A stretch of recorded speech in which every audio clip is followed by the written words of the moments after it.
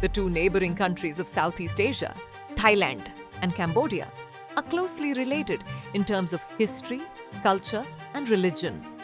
Both countries follow the Theravada Buddhist tradition as the majority religion, share deep similarities in their food and lifestyle, and have both been influenced by the once powerful Khmer Empire on their ancient traditions. However, amidst these similarities, there is a dispute that has brought the two nations face to face time and again over the past century: the ownership of the Preah Vihear temple, located on the cliffs of the Dangrek Mountains, and the determination of the border associated with it. This old debate remains unresolved to this day and has often led to periods of tension between the two countries.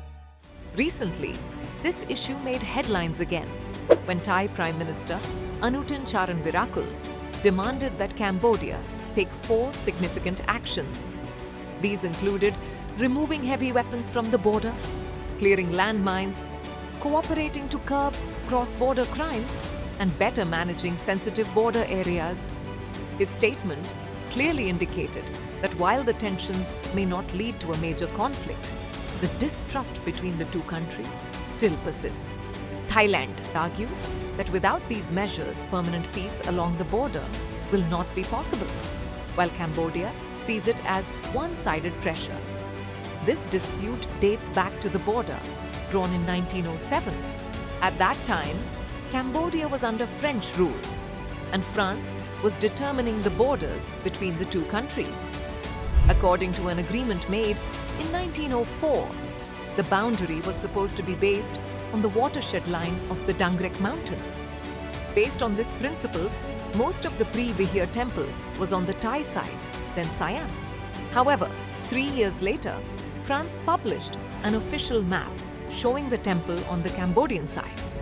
At that time, Siam was in a weak position and did not want to directly confront colonial powers.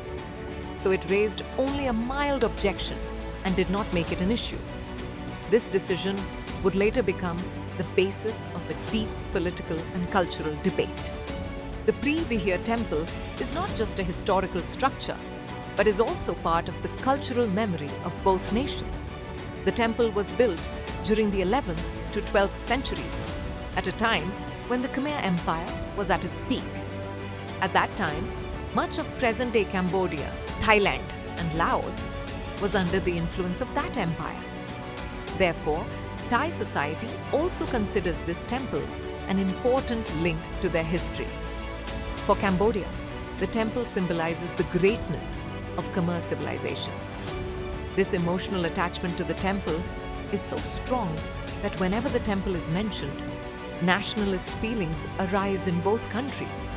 In the mid-20th century, the dispute resurfaced. In 1941, due to its alliance with Japan, Thailand gained power in the region and took control of the Preah Vihear temple.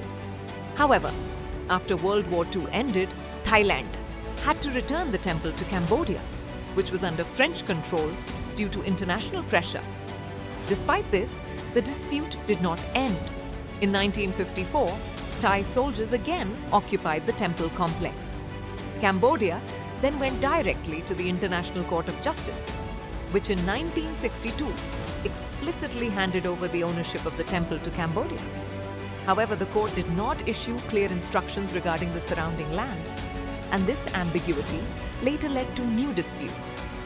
In 2008, the situation changed again when Cambodia initiated the process of getting the Preah Vihear temple listed as a UNESCO World Heritage Site. In Thailand, it was viewed in terms of sovereignty, and the opposition accused the government of compromising national interests. In Cambodia, it was presented as a matter of national pride.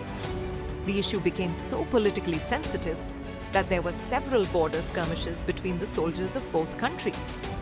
Some of these conflicts resulted in casualties, and villages near the border had to be evacuated several times. These incidents deepened distrust between the people of the two countries. In 2013, the ICJ reconsidered the dispute and ruled that the area surrounding the temple also fell under Cambodia's jurisdiction, effectively clarifying its 1962 decision. However, Thailand refused to acknowledge the court's jurisdiction, limiting the effect of the ruling, and the situation on the ground did not actually change. Even today, both countries' soldiers are stationed in the area, and several parts are still littered with landmines. The issue is not just geopolitical. Many experts believe that the dispute has become more complex due to different interpretations of history and the use of nationalist sentiments by political factions. Both Cambodia and Thailand regard the temple as part of their cultural heritage, and it has become a sensitive issue in domestic politics for both countries. This is why no government has been willing to adopt a soft stance on this dispute. Let us conclude the discussion with today's question. How did the border determination agreements made by France and Siam, Thailand, between 1904 and 1907 lay the foundation for today's Thailand-Cambodia border dispute? Compare it with the impacts of colonial border determinations in the Indian context.